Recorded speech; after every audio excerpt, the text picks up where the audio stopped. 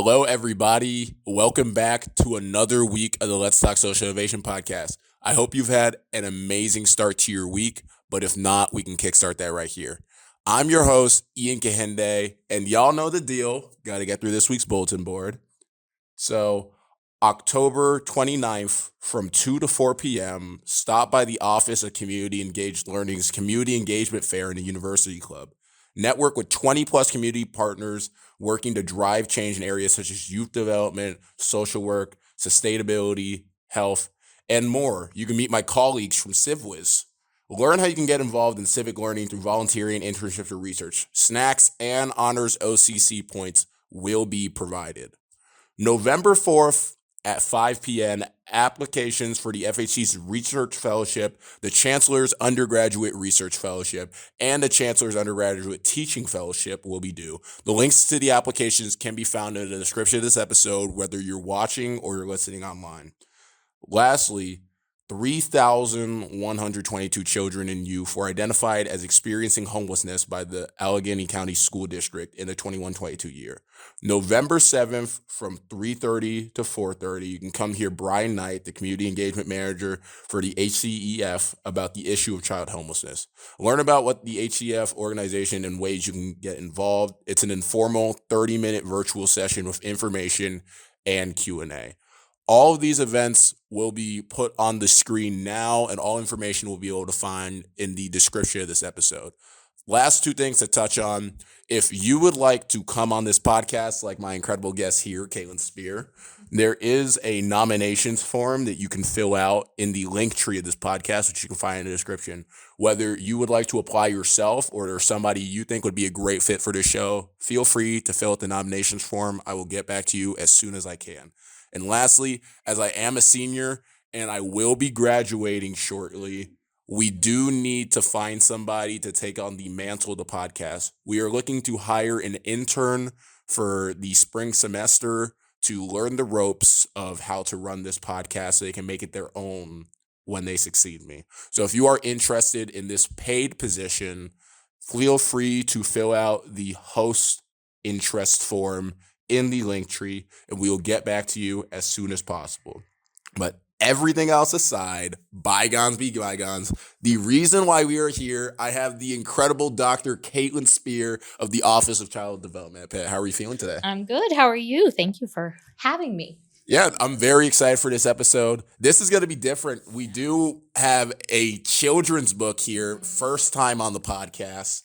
But anyways, y'all, not going to get too far ahead of myself. As always, we will be going through Dr. Spear's backstory, what's made her who she is today, the work that she does with the Learning Literacy Lab here at Pitt.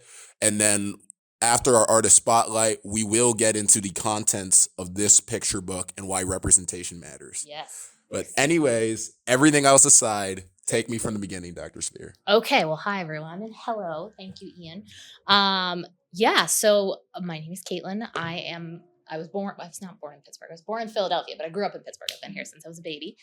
I am the daughter and granddaughter and partner of librarians. So I feel like being connected to books is sort of just always been something I've done. I have a PhD in special education with a focus on literacy and culturally responsive teaching and teacher education. And I get to do a lot of amazing work connecting all of those things at the Office of Child Development.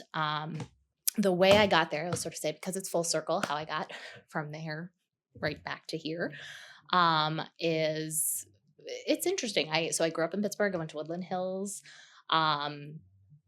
I think I learned a lot about the world going to a big school, being a white student at a majority Black school. It was probably more 50-50 back then when I went there. But those are certainly things that shaped me and shaped my learning. I knew pretty early on that I loved kids and wanted to work with kids. But I wasn't 100% sure on what pathway I wanted to go. So when I was looking at colleges and trying to decide where to go, my dad actually told me, he said, just go somewhere and learn how to write, learn how to think, and figure out the rest later.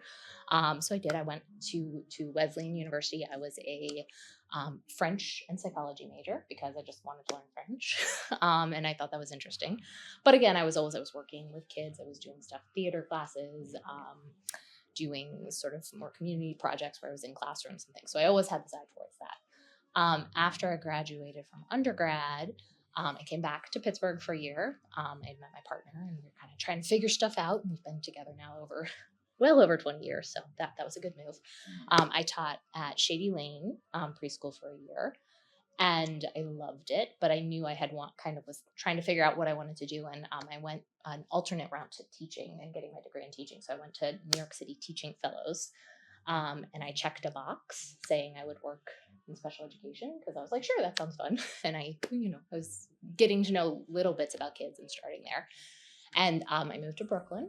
What was the transition like from Pittsburgh to Brooklyn? It was interesting. I mean, my sister went to NYU. My mom grew up in New York. I kind of knew what I was getting into. I think with moving to New York and being in New York, I knew I wanted to be there. That was part of it. But certainly with teaching and going from, so when I checked that box, I ended up in District 75 in New York City, which is like a segregated special ed district within the city schools. So kids who have more significant special education needs are sort of bused from all of their houses all over. So going from Shady Lane here, which was a Reggio Emilio based preschool based on play and things like that, to a school for kids with significant behavioral disorders, it was pretty shocking. Not because of the kids, honestly. I mean, I had a lot to learn with working with kids and dealing with behavior. Like the kids had challenges, but just being in the United States and seeing like, oh, basic human rights are not being met in classrooms. There's a lot of rough stuff happening, structural things, kids being not respected, but also not learning. Right? There was a lot of just like expecting kids to be quiet. I remember they would start transitioning to the bus, and I taught kindergarten. I was in one of the downstairs classrooms, so all of the kids would come into my classroom for like an hour and just be expected to sit there quietly while they waited for the bus to come. And there was nonstop fights. And I was like, so what if we did stuff? What if we had clubs? What if there was a homework table? If we did that? No, the message was these kids just need to learn to sit here and be quiet. And it was chaos all the time. So that was when I was like, nope, we're gonna do it anyway. I'll set it up. I'll do it. But it was rough. I loved working with kids in that population. I learned really quickly, I think, how to approach behavior differently, certainly than I had, or than I had a lot of training in. And that the best way to keep kids from engaging in challenging behavior was to have them engaged in exciting learning opportunities. Shouldn't really be rocket Shouldn't be a hot science. take, Yeah, yeah. it seems like cool. That's fun. But it was unusual. And, this was right around the time, honestly, that No Child Left Behind was passed, which has a lot of interesting policy implications now that I'm more in education research. But, and most teachers did not love it, but it was the first time in special education that kids were being held accountable, or schools were being held accountable and testing kids in special ed. So guess what? It was the first time we actually got curriculum. I remember going in probably 3 months in to my principal's office to ask about what am I supposed to be doing for math? And they had a whole curriculum that was in a box that just hadn't been opened. And I just cried tears of rage because I'd just been making it up. I did not have a master's at that point. I was not figuring out. So that was a shift that we suddenly had to teach and give teachers training and expect these kids to get opportunities to learn. So I did that only for 2 years. And then I was talking to all of the coaches and trying to figure out, I want to stay with this population of kids, but I want to be in a school where I'm not only learning from non-examples, where I can see other ways of doing this. And there were people there working really hard and trying, and I don't need to vilify people, but it was really broken. And the message I generally got was, yeah, you probably won't find that in District 75. So then I started looking for schools that had strong special education programming, but that were maybe more in the neighborhood schools. And so I found another one that I switched to, and I taught second grade there for 3 years. And I did a mix of inclusive classroom, where I was the special ed teacher, and then you had a gen ed teacher, and we had a mix of kids with different abilities. Lots of English language learners, and it was really wonderful. I learned a lot about how to be a teacher there. But I was also, that was a school that was in a neighborhood that was rapidly gentrifying. And so starting to figure out and see some of these patterns that were happening and what we were being asked as teachers. I taught second grade there. That's before a lot of the testing starts. Right in third grade is when kind of high stakes testing starts. And so there was actually really intentional and lovely programming in early childhood. And then when my kids left my room and went to third grade, it suddenly switched. Instead of it being like really thoughtful peer partnerships and great teacher pairs, it was kind of like just put these kids here because they're not going to do well in the You become test. part of the system. Exactly. And just watching the light go out in kids' eyes was really hard. And I was trying to think like, well, what do I want to do? I could be a coach. I don't really want to be a trainer. I don't know. I wasn't sure. But I wanted to understand the system more. I wanted to understand the ways we approach things. So I decided I was going to go to grad school. So I applied at a bunch of places, but we ended up going out to Oregon, University of Oregon, go Ducks. And I did a PhD in special education there, and that was the culture shock. Like going from Brooklyn to Eugene, Oregon. I was like, What makes Oregon so crazy? I mean, it's small. It's very white. I mean, it was literally like the law. The laws were in place that Black people couldn't live there for till crazy late in the game. There's still a lot of structural barriers. My partner is Black man, and so like it was just going from Brooklyn, where it is very diverse and very brown, to like literally being in that space. That was pretty eye opening. It's very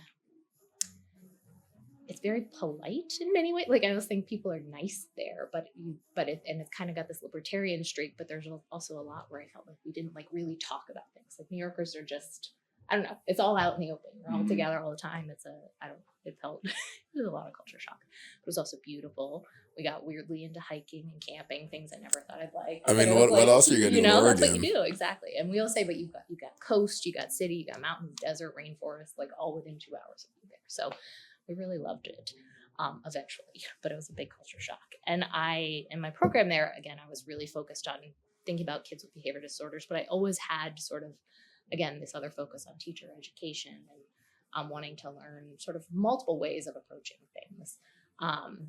So I took a lot of classes. I definitely feel like I had a lot of existential crises of what am I doing? Which way am I going? I did not leave teaching because I was burned out.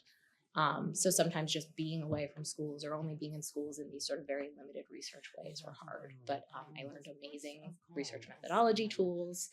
I had opportunities to take classes in lots of different theoretical orientations and ways of thinking and being that I'm really grateful for. I stayed a long time because I had a baby in the middle of all of this, so that was fun. My daughter was born there. But I was relatively certain from pretty early on that I didn't want to go a standard academic route because I did really like being in schools and I wasn't quite seeing that modeled in the way that I wanted to. So then when I was sort of finishing up and going on the job market, I was trying to decide, well, is that just a thing here? Let me look around. I ended up doing postdoc at the Ohio State University. The Ohio State. They did trademark it. It is official. Although, like within a few weeks of us arriving was when they beat the Ducks in the national championship. So I'm not gonna ever be a Buckeye. But I worked there at an early childhood center that focused on language and literacy learning, which I loved. And it was also within a preschool. They had a preschool downstairs and tons of collaboration between the teachers and the researchers and getting to do all kinds of support work there and being in classrooms, connecting with kids. It was wonderful. So I was sort of like, okay, something like this I can kind of figure out, but a postdoc is a limited piece. And I did like getting to sit there and do big data, interesting analyses. We were doing a lot of studying around like teacher professional development and what works. But so then when I was kind of looking for job market opportunities, again, I was like, do I want to keep opening this fully academic door or am I looking for something else? At that point, I had a second baby. We were coming back to Pittsburgh every other weekend to visit family. And so when I saw a position at the Office of Child Development, and I really learned a lot about what they do, really very community facing, right? Still connected to Pitt, still getting to tap into all this interesting academic stuff, but in a way that really is for community members and community partnerships. I said, I think that's where I'm going to be. And so that's kind of full circle. And I've been here now, I don't know, at least 6 years. Been a good long time. Bought a house here. We're officially back in Pittsburgh. So it feels great. And I actually, at the Office of Child Development, I started on our evaluation and research team. And I was the director there. And that was really such a lovely way to connect back, come back full circle to Pittsburgh, get to know all of these different amazing organizations that are doing things to help young kids thrive, but more in an evaluation role. It's a support to understand what are you doing, what works, what can we change, how can we use data, and that was amazing. But then through that, we've had some projects where literacy kept coming up, and that is my background. And so through conversations with our director, Dr. Shannon Wanless, and thinking about community needs, we said, we need a literacy and learning division. And so we started one in, when did we start? 2020, 2019, somewhere in there, in conjunction with some of our projects. And we've been going full steam ever since. So I don't know, that's kind of full circle.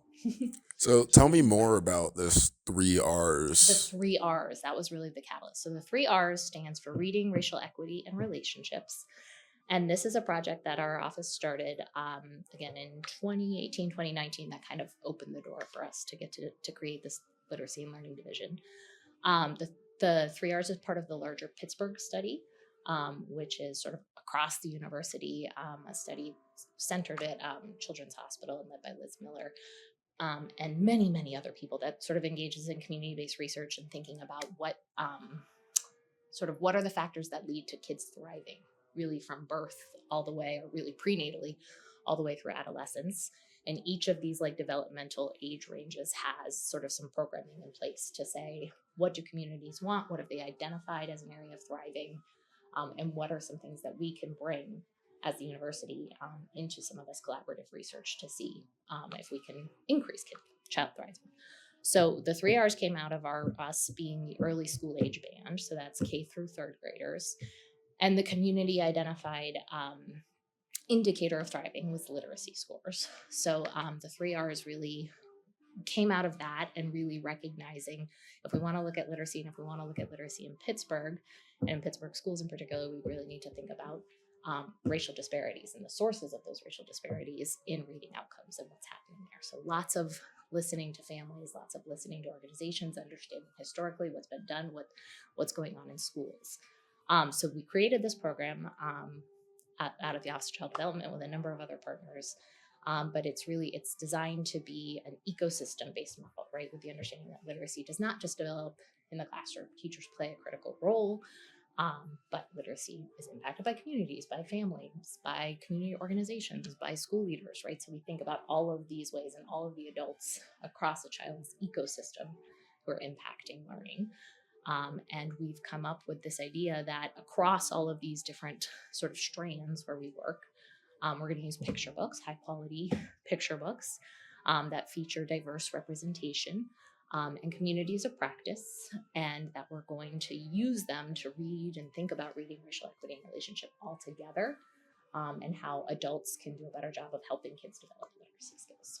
So I lead the classroom strand, a lot of our work with partner schools, lots of teachers. We've been doing this. We just started our 5th year, so it's been quite a trip. Lots of picture book work. Very excited to get more into the topic of picture books Yeah. in the second half. Yeah. But before we get there, Mm-hmm. throughout all of your schooling, Mm-hmm. all of your learning, your undergrad, your PhD, et cetera, Mm-hmm. what is the most important thing you learned in terms of child development that you can teach our audience? Oh, that's a really good question. I often think can I read a quote? I literally just took a picture of this. There's a economist, Emily Oster, who does some interesting stuff for families. But she just posted something. She does a lot of looking at data and research and some of the like scare topics that are out there, right? This was based on something that was like, rushing your kids is going to cause anxiety. And it kind of was taken out of context. Why are we thinking about this? But what she basically said is, remember that kids are resilient, not infinitely, of course. Kids need things to thrive, a stable roof over their head, someone who loves them consistently, not being abused, having enough to eat. But they aren't delicate orchids. Happy and productive adults have been raised with a lot of different parenting styles and approaches, right? And so her whole point is like this one tiny little thing, like not telling your kids to hurry up when they need to get their shoes on, is probably not going to break your kids, and it might not be a hard thing. But I think that point that there's lots of approaches that work, is something I certainly think about in my own parenting. And I think about, we're never gonna there's this one curriculum, or there's like this one approach, or there's any silver bullet to any of these things. I think understanding that development has some of these sort of consistent things that we see across kids. I'm always very grateful in my own parenting that I got a chance to see a lot of the human variability that occurs across childhood. Um, and I think there are things that I value in a behavioral approach. There are things I value when I hear about gentle parenting. There are things, there's all these different philosophies. But I think sometimes just getting stuck on one and adhering to one way of being doesn't work for all kids, right? Kids are really different. You got to have really good relationships. You got to know who this child in front of you is. You got to kind of have a sense of where you're going, and then you shape in ways that work for you, that work for them. So I think that notion that there's not one approach that everybody must take is something that I certainly value. And I think I spend a lot of time both in teaching in grad school and learning how to parent, reading all the parent books, whatever it is, but just thinking, okay, is it this way? Is it that way? Is it this? And being like, oh, wait, there's truths in all of these. And it can feel hard as a researcher when I'm like, I want to tell you this is an evidence-based practice and you must do this and you must follow these steps. But sometimes we do a disservice to this kid in front of us who might need it just to be done in a little bit of a different way or adapted for who they are, for context, for experiences. I don't know. So that's something I think about. How do you incorporate your research into your parenting? Oh, all the time. I test all my books with my kids. A lot of particularly the work we're doing with 3Rs and thinking about literacy development is something.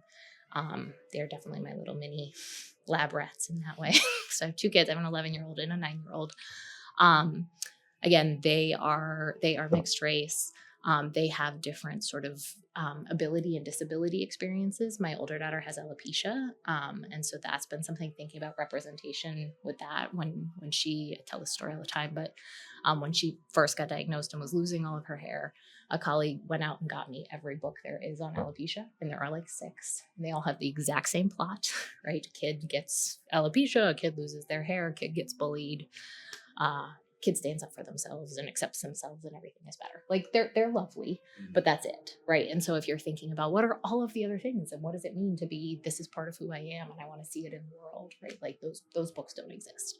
So that's something I think about a lot. And the conversations that we've had and that I have with them with parenting about identity, about race, about differences, about learning, they're always, I bring them into the conversations I have with teachers, right? Because it's just like, hey, this is what it might look like. This is what it looks like in our house.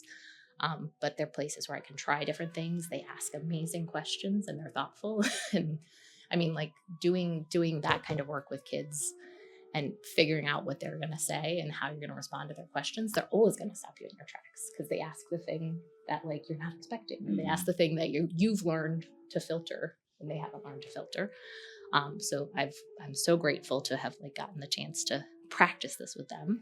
And also on the literacy side of things, my youngest daughter has some learning disability type stuff we're trying to figure out. We're actually going through the evaluation process. And so just thinking about all of these other things, I think a lot about the science of reading and integrating that. Making things digestible. Exactly. And what it is, but also what does it mean to be able to literally decode and what are these patterns and how are we doing that and doing it with books that she loves. She will read everything. Sometimes I buy 1 million books and I keep them at home and she goes through and she's taken them all out already. And I was like, we were going to read that together, but she loves it. So those are things. And I think about parent advocacy when I'm advocating for them with their teachers and the relationships I have with the teachers. It's a lovely chance to practice a lot of what I'm thinking about for work too. So, yeah. So last thing that we'll touch on before this week's Artist Spotlight, throughout the whole entirety of your human experience, what is the greatest life lesson that you've learned? The greatest life lesson. I feel like I have to say something about read lots of books and just find your place in the world. I don't know. I think finding your people and knowing they may be the people on the pages of a book and not in your class, that it's okay to think, that it's okay to ask questions, being open and curious. Those are things that I certainly am grateful to have had opportunities to develop and that I try to help my kids develop. I think a lot about, I don't know, my goal for my kids is just for them to be whole, for them to get through school. My daughter just started middle school, so I'm thinking about that a lot. Just get through this part whole, baby. There's a lot of things that can be hard in this world. And I think books and relationships with adults who can help you navigate them are really good tools in that too. So I don't know. Their books were always my best friends anyway. So something I think. You talk about finding your people. Where did you Mhm. find your people? I was a musical theater geek in high school, so definitely they're still my people. I still talk to a lot of them all the time. Um, I tend to find my people when I get to do work and have meaningful things that we connect on. So amazing people through grad school, amazing teacher friends. I have lots of friends in lots of places. I'm lucky in that way. But I think when I can find people that I'm like, no, I can geek out with you. We're going to talk about this, and not only having to do small talk or things like Surface that. level Yeah, stuff. those are Yeah. the people. So I appreciate that. People who are curious, people who are open. Yeah, and I count myself lucky to have found lots of them in many different places that I've lived. So it's good. But also in books. Many of my people in books. I think that's a really important thing to touch on. So I very much appreciate it. Now, this week's artist spotlight will be playing the song American Windmill by Valley View. I hope y'all enjoy.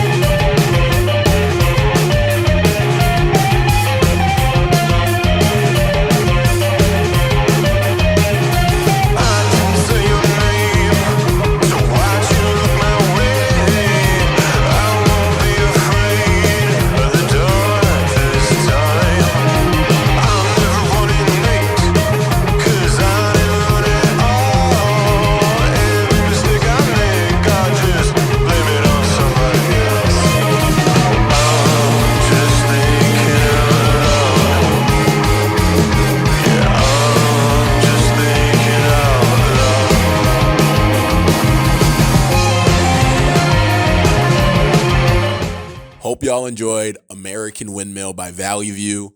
The artist page will be linked in the description of the episode, whether you're watching or you're listening. Now, to finish off this month's theme of power in academia, Dr. Spear will be taking us through this week's topic of picture books. So I leave the floor open to you. The power of picture books. I actually have a paper called that. Yeah, so we're going to read a book together, okay, and maybe illustrate that if that works. So we are going to read, should I hold this up? I Am Every Good Thing by Derek Barnes and Gordon C. James. It is beautiful, and we're gonna walk through the power of picture books. We're gonna read it. Folks can read along, and we'll just take turns reading it out loud because there's something beautiful in that. So, I Am Every Good Thing. You read a spread, I'll read a spread. All right. Back to that. So you want to start us off? I am a nonstop ball of energy, powerful and full of light. I am a go-getter, a difference maker, a leader. I am every good thing that makes the world go round. You know, like gravity or the glow of moonbeams over a field of brand new snow. I am good to the core like the center of a cinnamon roll. Yeah, that good. I am skateboard tricks, scraped knees and elbows. But you know what? I am right back on my feet again. I am one eye open, one eye closed, peeking through a microscope, gazing through a telescope, checking out the spaces around me, and plotting out those far off places I have yet to go, but will. I am a gentleman and a scholar. I am kind and polite, like yes, ma'am, and yes, sir, helping my grandmother cross the street and saying bless you when a stranger has to sneeze. I am a cool breeze, a perfect paper airplane that glides for blocks, for miles, forever. I am a roaring flame of creativity. I am a lightning round of questions and a star filled sky of solutions. I am an explorer, planting a flag on every square foot of this planet where I belong. I am a sponge, soaking up information, knowledge, and wisdom. I want it all, and I am all ears. I am Saturday mornings in the summertime. I am 2 bounces and a front flip off the diving board. I'm hilarious. I'm the life of the party. I am that smile forming on your face right now. I'm the boom bap, boom boom bap when the bass line thumps and the kick drum jumps. I'm the perfect beat, the perfect rhyme, keeping everything on point and always on time. But you already knew that. I am a grand slam, bases fully loaded. I'm a nasty 2-handed dunk, holding on to the rim just to remind you that I'm still the man. Believe that. I am the undisputed champion. I'm a highlight reel of magnificence. I'm the celebration, the applause, and the standing ovation. I am victory. I am a brother, a son, a nephew, a favorite cousin, a grandson. I am a friend. I am real. I am tight hugs, a hand to hold, a shoulder to cry on if you have to. I hope you never have to. I am here. Although I am something of a superhero, every now and then I am afraid. I am not what they might call me, and I will not answer to any name that is not my own. I am what I say I am.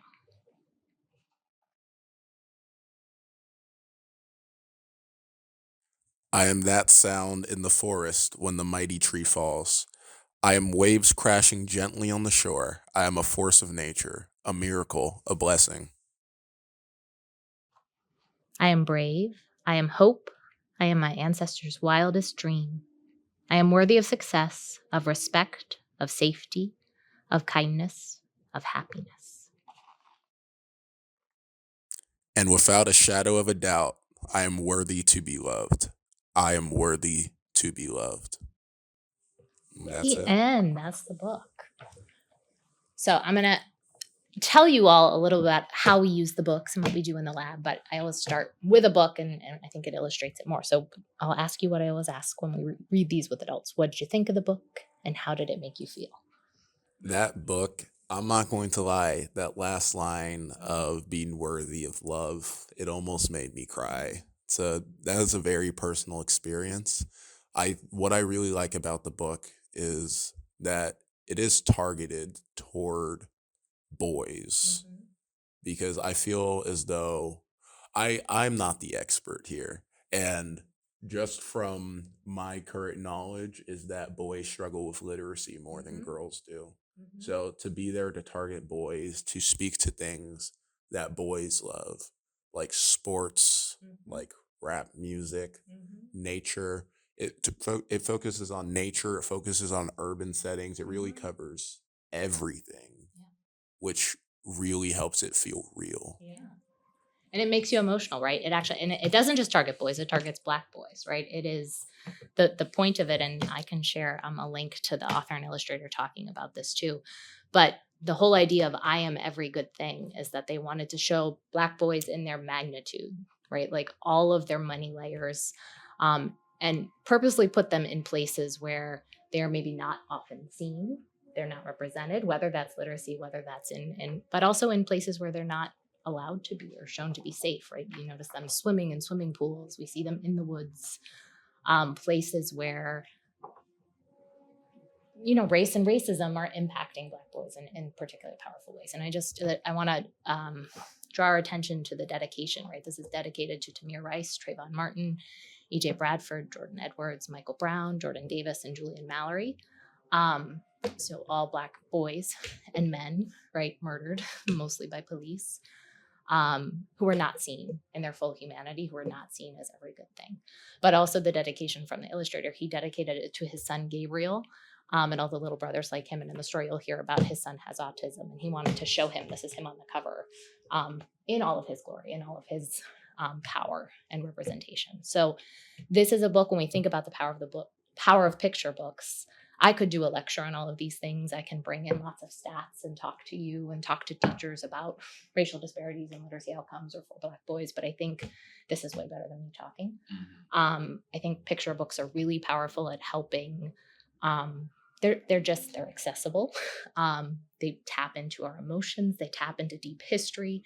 The combination of pictures and words do things, I think, in ways that are pretty powerful. You could use other mediums, but the other thing is when we're thinking about adults working with young kids, we always have, you're always kind of thinking, how would I use this with kids? What would I have to explain if I was going to read this? When my daughter picks this up, because we could just read the words and read these beautiful words and these powerful illustrations, which show different. They're based on different models of boys. These beautiful oil paintings. Like there's a lot where you could just do this at a very surface level, but you can also go really deep and address these things. You could use it to do a lot of powerful instruction to bring kids in, to help kids feel connected. So a lot of when we're thinking of the power of picture books, I was just like, oh, what's a book that does a lot of those things? This is one I always think of, and that we've used in lots of trainings. When I'm thinking about the lab, what we're doing is we're working with students from the Frederick Honors College to do a lot of book work, right? Because to use the books, we always think about who is represented, how are they represented, and how are these different ideas being explored. So we work with students, we train them on a tool to sort of code picture books, and then we're looking at tons and tons of picture books and sort of trying to think about them. We always say, picture books, again, because they are powerful, they can do harm. Which a lot of times I get a kind of funny look, like, what do you mean by that? But, when teachers, if I as a teacher pick this up with my kids and I haven't thought about this, I haven't talked about race, I haven't done any teaching on it before, I don't have the vocabulary, I'm nervous, I'm not sure what kind of questions they're going to ask, I can do harm if I use that in a way and I'm not ready for it. We always say, part of our work is just working with teachers to get there. We're never saying don't use books. All of the context of book bans, this is a book that has been banned. Oh, I can send you a list for that too. Because there is this recognition of power, but a lot of times I think, again, the harm that comes from how we as adults use it and what we're doing, not from the book in and of itself. And so we really want to work with students to think about what is in the book. And then if there are things in the book that we think, I have some work as an adult, we always talk about the self work, the book work, and then the kid work that I have to get to before I'm ready to use this with kids. What are the materials? What are the training opportunities? What are the resources? What are the relationships adults need to get there? And that's a lot of our trainings. So the students are kind of helping us scan all of the books that are out there, and sort of thinking about them in that framework and helping us code things and develop a lot of interesting materials and resources. As someone who's older Gen Z who grew up in the early 2000s, I do wish there was a book like this around for me. Well, I'm going to leave this one for you so you can take it home and have it and read it as much as you want. But that's huge. I mean, their other book that this author and illustrator wrote, Crown, an Ode to the Fresh Cut, is another beautiful book about a little boy at the barbershop. And one of my favorite stories, a teacher read that to her class. She worked at a majority Black school, and a little boy in her class, I think a first or second grader, said to her, "Are you allowed to read that? Is that a school book?" Right? Like, and it's a book about a boy at the barbershop. There's nothing in it. But that notion of power, when people are banning books, when they're saying, nope, you can't have books. And literally I've seen documents when they say, why is this book banned? Or why do you need special permission to read this book? Because it's by a Black author, because it features Black characters. There is power in that. There is power in representation. There's a lot more that we have to explore, right? And representation is not going to fix all of the things that we need to address with literacy instruction. But I think understanding the role of representation and sort of how we can use that as a hook to get kids excited about literacy, to say, oh, I'm in a book. I belong in a book that looks like me, right? Kids are learning from a really young age. They're making sense of who they are in the world. They're making sense of how the world works. They're figuring out who are the good guys, who are the bad guys, who gets to make mistakes, who doesn't. Right? All of those things, and books are a big part of that. So I think figuring out how can we flood our schools with books and make sure our curriculum is there, but also have adults, we will say adults who know how to choose and use the books, is really important. Something that I didn't even realize that I appreciate about the picture book experience until now is that when I see something that really speaks to me, I can stay on that page. Yep. Because let's say it was over a different medium, that it was a movie or a show or something, I have to rewind. Yep. But here I can You just can just stay, stop and pause and be in the moment. Yep. No, it's powerful. There's a lot. I am always like, you can do a lot with other powerful tools too. There's different ways, but I do think picture books are sort of, as I said, I might be biased as the child of and partner of librarians and all of these things, but I do think there's something really just powerful in what all of these pieces. And what's lovely with the coding that we're doing with the students is we've had lots of conversations. One of the things we look at is the quality. And I said, this is the one I always hold up because the artwork in this book is like museum Beautiful. level gorgeous. But there's another children's illustrator, Christian Robinson, who I love. And some of his stuff, it almost looks like it's like a thumbprint with like a smiley face on it, but there's still so much depth and variety and color and images, right? So I'm like, it's not just the style, but it's how the art is used, how it interacts with the words. And like you're saying, having the time to go slow and think about, how do those work together? There's a lot there. So, how can we help books like this become parts of regular curriculum? Oh my goodness, what a great question. I mean, I think a lot of the book banning stuff that's happening is a really, really small but vocal minority. So I think being loud, knowing how to advocate, I think a lot of librarians and school librarians need to hear we want books like this. We want them in our curriculum. I think they have actually great tools for then advocating and making sure that books can stay on the shelves. But I definitely think that kind of just being vocal and advocating for it is critical. And we do a lot of work. As I said, we're developing some content right now to connect with families. We're thinking about connecting. We connect with administrators. We're connecting with librarians, sort of across the ecosystem to say, these are the books we need. Let's look at our curriculum. Sometimes, like teachers don't necessarily have control over what curricular program they're using. But the other thing we do a lot with teachers is just say, you can supplement. You can say, we're going to read this book like 3 times this week and connect this to like all of the other things that we're learning. What does that look like? So I buy my daughter's teachers books all the time, right? I contribute those kinds of things, but being thoughtful about like, these are the books we want in the classroom. And then just again, making sure the adults know how to use it, because I think we also hear from families, that it is valid. We're in early childhood, certainly, and definitely in elementary, a majority white female teaching workforce right now.